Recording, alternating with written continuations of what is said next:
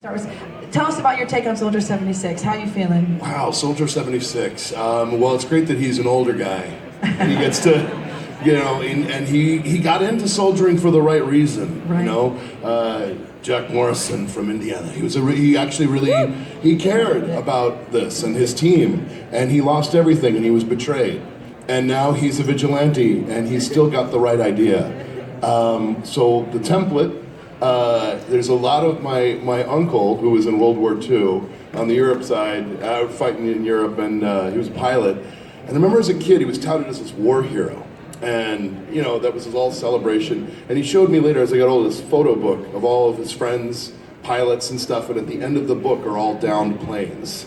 And I'm going to bring the house down, by the way. Yeah, down. But this is Soldier 76. He's in it for fighting for something, but he realizes, this is bad, and it's not, you're not going to make it. So we're going to make you make it. We're going to help you through. And I feel like there's a lot of, soul to him. And a lot of, yes, he's gung-ho and fighting, but he's really trying to protect people.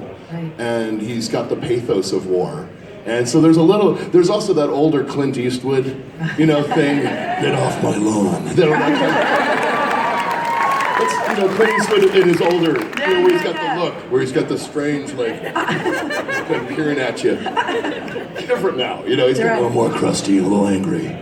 But he cares, you know what I mean? Really but Soldier 76, he really, really cares. And so the root of it would be, I've thrown myself into this because this is who I want to be. And this is how I'd want to be in a situation. Right. So do you think he's an optimist or a pessimist? I think he's a pessimistic optimist. Because I think he believes that there's going to be a good end to this. He believes in the good of people. But I think ultimately he knows there's a lot of crap to get there. Yeah. That's why he keeps going. Yeah. So for us, Soldier 76 is complex because there's the backstory and everything. So how do we approach this, Michael? Well, I'm not sure if everyone knows this, but Soldier 76 is a character who is very important to Chris Metzen, who is of course our story hero. Let's clap for Chris Metzen because we just can't clap enough for him. So this is a character close to his heart. Yeah. So some backstory. Soldier 76 is a character that Chris had created a while ago, actually quite a while ago, and he was gracious enough to let us put Soldier 76 into Overwatch. And so I think really the approach there is trying to be as honest and true to the vision that Chris had for the character. And I think because Fred's been with us, he's Zarek too. I can't even think you've done so much for us. Yeah. And again, we chose the best candidate, and when your read came through, there was so much heart and I guess tragedy. There's just all this backstory of what he's been through, and like you said, he's seen too much. He's seen too much, and he's still optimistic. There's still this heart and soul, and what you did so great as an actor is you really found that balance for him. And my favorite thing from working with Soldier 76, and I've known Fred for a long time, and I think you said, Fred, this is the first time I just got to use my own voice because you're the Hulk, you're all these other things. You usually play creatures or a bunch of different sci-fi characters. Yeah, so it's the first time you could just do this. Just dig in and just kind of age myself a little bit. Right. It's just great. So what's been the best part of playing Soldier 76 so far? Oh man, I just love this character so much. Yes. I love embodying him, the reactions to everybody. Yes. The fans have been amazing. It's been such an overwhelming thing, and I love his heart. When I watch the gameplay and I watch the little movies, Yes, episodic. It brings a tear to my eye. Yeah, his episodic with Mexico and the whole thing, that was amazing. I just love that. It's great. That's the thing. So what's that?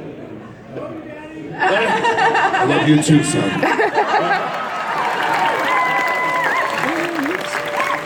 It's wonderful the father figure he's kind of become, Yeah. It's really funny with each, we've worked with these characters for so long, but it's interesting. I'm having a very kind of out-of-body experience right now where I realize that each character has heart.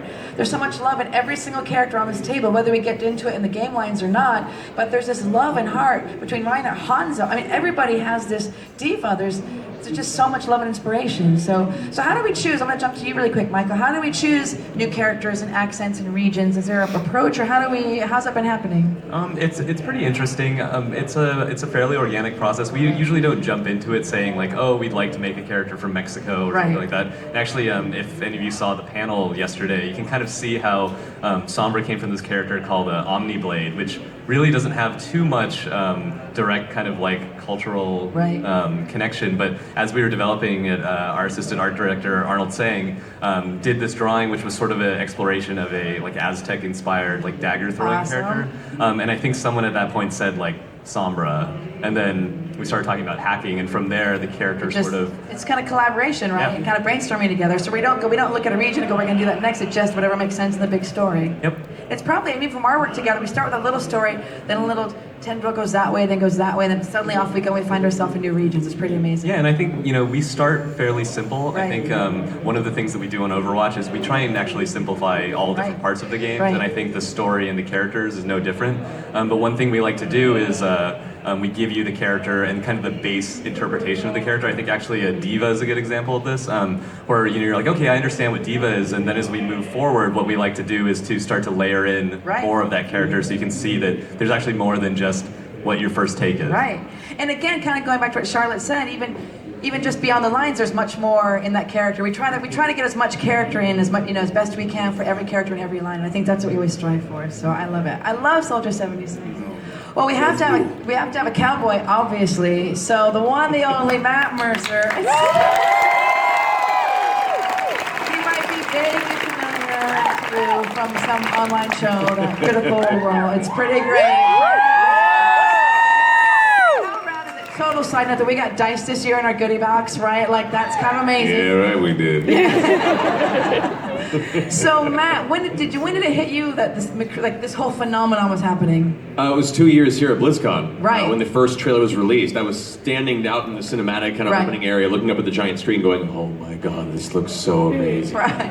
But the character had never been cast yet. Yeah, you weren't McCree at that point. Right? No, I was just looking this way. I want to be part of this so bad. Right. And I remember walking into the art gallery, and they had the full list of the time of the characters. Right. And I was like, "Oh my God, this looks so cool. The art design's great. I love the world they're building." I could probably do that guy. At the very end, there was just this nameless cowboy on the edge of the poster, and I was like, all right, I'm going to keep an eye out for that one.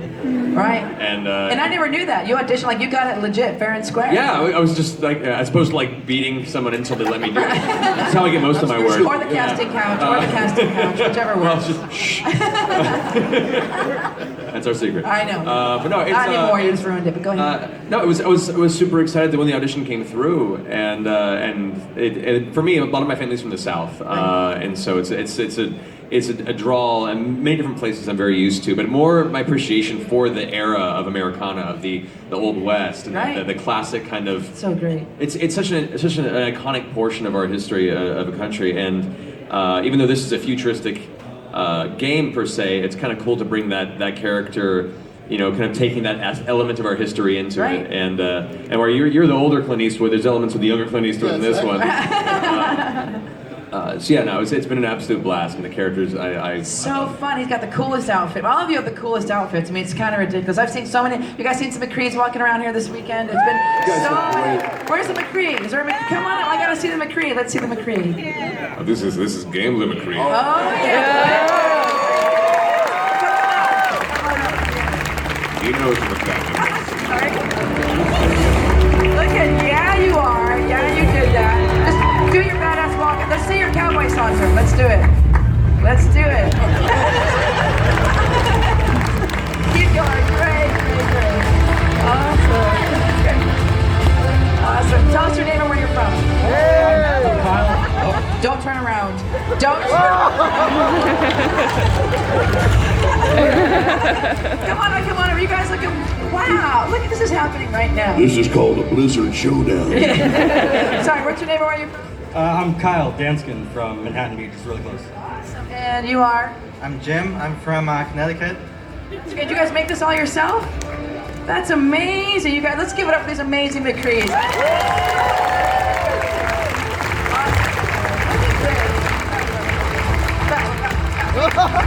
Wait, sure, any way you want, it's fine. I'll be the Huckleberry. I kind of want to have them See how that worked out at the airport. That's right. Oh, I love it so much. Oh, my goodness. Actually, before I go into Jean, I want to say one thing I didn't think about with McCree is that it is bringing American heritage to life. I never thought about that until you said it right now. I've been so caught up in all the regionalities, but diving into the Old West and our own lineage, that's pretty great. So. That's kind of what I was excited about. I mean, the aspect that each one kind of brings a cultural aspect, and since we're all, the game is based in America, we have a hard time in America being such a young country comparatively to a lot of the world to really find that core heritage that we can embody into this game.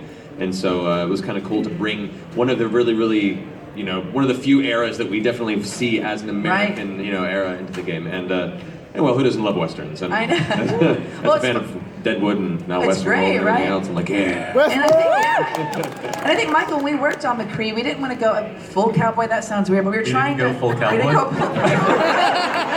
I would hate to see what full cowboy is.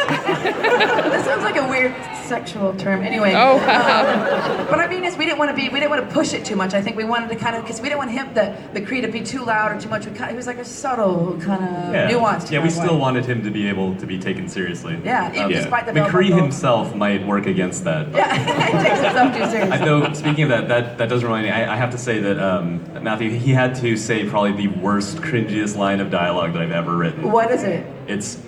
It's High Moon. High for Moon. For the Junkenstein. I remember actually we were in the session. Stuff. Yeah, for the Halloween for the Junkenstein, and as soon as it came up in the script, I went, "Are you serious? Oh, really? Okay, here we go. Let's hear it. It's High Moon. I love it. It's the best line, Michael. Well, another little funny thing we were talking when I was asking everybody for music, both Soldier 76 and McCree said Johnny Cash, so that made a whole lot of sense. That's right, that's what we listen to. All right, now